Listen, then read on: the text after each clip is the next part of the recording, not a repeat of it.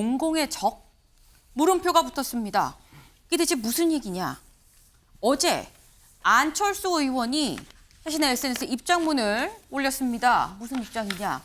내부 총질로 연명하며 청년들의 아무런 귀감이 되지 않는 이준석은 이제 제명이 돼야 된다. 당 윤리위에 이준석을 제소하겠다라는 입장을 올렸습니다. 네, 제소하는 이유. 다음 장도 같이 볼까요? 우리 당의 비판적인 시민이 던진 욕설로 내가 생각을 해서 내가 강서구청장 이 선거 유세 때 그때 이랬어요 라고 하하하 하고 유머로 승화를 시켰는데 그걸 갖고 나를 오히려 공격하더라. 나 당 윤리위에 제소하겠다 라고 얘기를 했습니다. 이게 무슨 얘기야 라고 생각하시는 분들도 있을 것 같아요. 그 상황 저희가 영상으로 준비했습니다. 경찰청 차장 시절 2022년 1분기 통계만 보더라도 1년 전보다 강력범죄가 우리나라에서 70%가 늘었습니다. 정말로 자빠졌죠? 네, 안철수 의원이 선거 유세를 하다가 지나가는 시민이 아유 뭐 어쩌고 저쩌고 얘기를 했어요. 그랬더니 그걸 그대로 받아서 아유 그쵸 그랬죠 라고 얘기를 하면서 안철수 의원이 얘기를 했는데 이제 그게 어쨌거나 굉장히 좀 이 시쳇말로 약간 속어처럼 이 부르는 이런 얘기들이었었습니다. 그러다 보니까 그게 지금 논란이 됐는데 난 유머로 승화를 시켰는데 그걸 이준석 전 대표가 나를 그거 갖고 공격을 하더라. 나는 이거 얘기하겠다. 당 윤리위에 제소하겠다라고 얘기했습니다. 근데 이렇게 되면 김민수 대변인님 네. 이게 다시 또 제소가 된다 그러면 이게 집행유예 기간에 누범 한 번 더 저지른 셈이 되는 거잖아요. 근데 그럼 정말 제명 가능성도 있는 거 아닙니까? 일단은 그 두 가지 짧게 말씀드리겠습니다. 네. 제가 개인적으로 봤었을 때 선거의 승패와 관계없이 안철수 대표의 위의 발언은 제가 본 안철수 대표 중에선 가장 센스 있는 상황이었습니다. 네. 네. 왜냐면 앞에 그 두 마디만 빼고 했다라면 정말 네. 좋았겠다. 그냥 자빠졌네까지만 했으면 좋았겠다. 그런데 센스 있는 상황이었고 그 상황을 그 정도로 능동적으로 대처했다는 것 자체는 당시에 그냥 주변이 그렇게 심각한 상황이 아니었다. 근데 이준석 대표가 저것으로 꼭 공격을 했어야 되느냐 하는 부분은 저는 좀 의문을 갖는다. 이게 참 정치 평론가로서는 너무 훌륭한 길을 걷고 계신데 전 국민의힘 당대표로서는 너무 적절치 못한 길을 걷고 계신 게 아닌가라는 생각이 들고요. 이에 따라서 뭐 제소를 함으로 인해서 결과가 어떻게 나올지는 모르겠으나 제가 볼 때는 이 부분에 대해서도 한 번 정도는 짚고 넘어가는 계기가 되었으면 좋겠다라는 생각은 듭니다. 네. 네. 지금 이준석 전 대표 정치 평론가처럼 얘기하는 거 아니냐라고 좀 비판 섞인 이런 말씀을 주셨는데 이준석 전 대표 또 안철수 의원의 이런 얘기에 본인도 입장을 내놨습니다. 네. 지금 안철수 의원의 이거를 그대로 태그를 해서 말도 안 되는 내용을 길게 쓰고 있다라고 얘기를 올렸습니다. 뭐 제소하려면 제소해라는 느낌이에요. 이 얘기인즉슨. 근데 지금 저희 유튜브 댓글로 이런 질문이 들어왔습니다. 최리나 씨. 네. 유승민, 이준석 미워도 끌어안아야 총선에서 이기는 거 아닙니까? 라고 왔어요. 김종혁 의원님 어떻게 보십니까? 원론적으로 맞는 말씀이죠. 근데 지금 저는 이준석 대표 전 대표하고 안철수 지금 의원께서 어떻게 보면 굉장히 우리 당의 소중한 자산들인데 저 두 분이 저런 문제 가지고서 공방하는 거 보면서 정말 화가 나고 짜증이 나요. 참을 수 없는 존재의 가벼움. 아니 그게 뭐가 그렇게 중요한 문제라고 이걸 가지고서 그런 식의 말씀들을 공방을 주고받아서 이걸로 화제가 되게 하고 가뜩이나 우리 당이 힘든데 거기에 대고 니들은 그렇게 할 일 없냐? 이런 소리 듣게 만들어야 됩니까?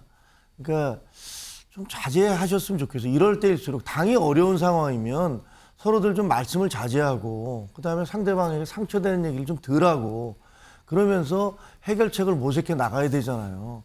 여기서 후퇴할 때가 더 힘들거든요. 극장에서 불이야라고 소리치면 불로 타 죽는 게 아니고 나가다가 깔려 죽는 사람들이 대부분이에요. 그런 것들을 조심하면서 서로 상처 안 주는 말들을 했으면 좋겠고요. 만약에 그런 말을 계속한다. 그러면 정말 그 문제가 있는 거죠. 전 당대표시잖아요. 우리 당에 대해서 책임을 지셨던 분이면 정말 말 저렇게 너무 가볍게 하지 않으셨으면 좋겠고 안철수 의원도 저걸 가지고서 무슨 소송을 걸겠다. 뭐 예를 들면 윤리에 제소를 하겠다라는 것도 다른 때 그냥 얘기했으면 모르는데 나에 대한 공격을 했으니까 내가 이걸로 윤리 제소하겠다는 건 그것도 좀 별로 적절치 않아 보이고 그래서 한 걸음씩 좀 물러나셨으면 좋겠어요. 네.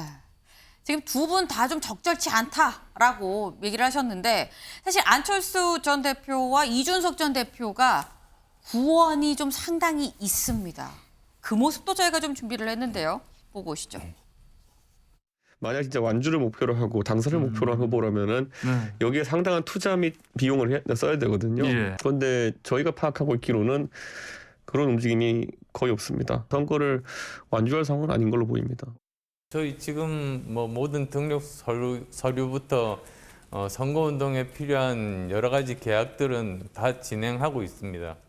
어떤 협상에 의한 그 경쟁 방식의 단일화를 의미하는 게 단일화라는 용어고요. 더 나은 후보로 이제 선택하자는 그런 어떤 방식이 있는 것이고 한쪽이 이제 선거를 진행하기 어려워가지고 포기하는 경우에는 그거는 이제 저희가 보편적인 철수라고 하죠.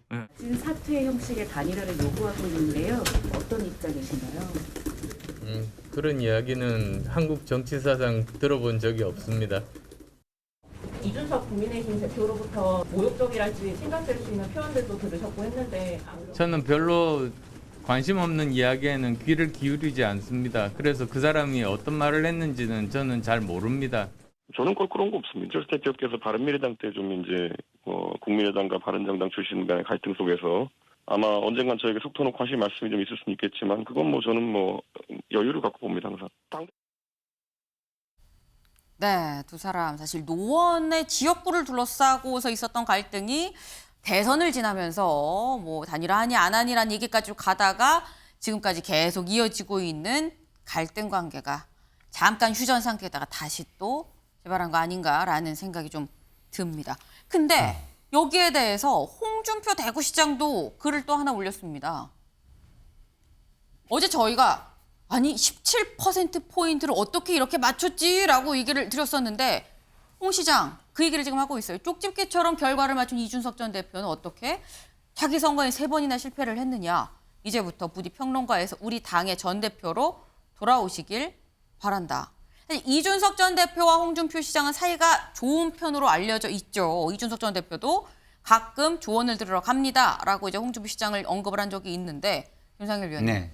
이 얘기는 홍준표 시장도 약간 뼈가 있어 보입니다. 네, 말씀 잘 하신 거죠. 그러니까 저 말씀을 제 식으로 해석을 하면 좀 전에 우리 김종혁 위원장님 말씀하신 것처럼 이준석 대표가 굉장히 총명하긴 한데 그릇이 크진 않구나 이런 걸 보여주는 거예요. 그러니까 총명함만으로 자기 선거를 이기고 자기의 위협을 이룰 수는 없어요. 총명한 거는 뭐 남에게 비판을 하거나 분석을 하거나 참모적인 성격의 일은 잘할 수 있지만 지도자의 일은 하기가 굉장히 어렵다 이런 생각이 들고요.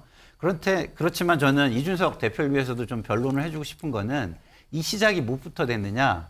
그 윤석열 대통령이 힘에 의한 현상 변경을 하면 안 된다고 중국에다가 얘기해가지고 막 문제가 나잖아요. 그러면 이것도 처음에 힘에 의한 현상 변경 때문에 일어난 일이다라는 걸 좀 다시 한번 생각해 주셨으면 좋겠다 이런 생각이 듭니다. 힘에 의한 현상 변경을 말씀을 하셨습니다. 네.